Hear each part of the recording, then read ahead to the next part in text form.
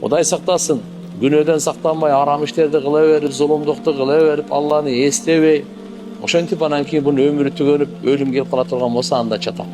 Анда ташбоор периштелер чөт экен. Райымсыз азап периштелер чөт. Жөн чыгарбайт экен да, рухту айтат экен, ey сасык рух дейт. Чыккын.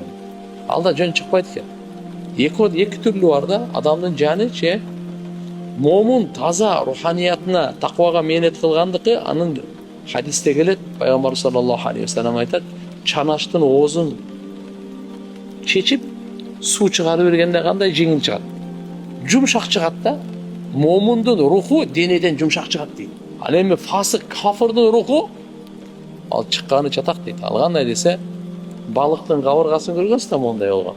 Темир боло турган болсо, тескерисинен сууга салып койгон жүндү берки жагына тартсаң чыгасызбы? Чыгара албайсыз.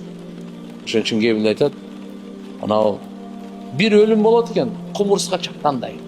Бир өлүм болот экен, тирүү эчкинин терисин сыйрыгандай.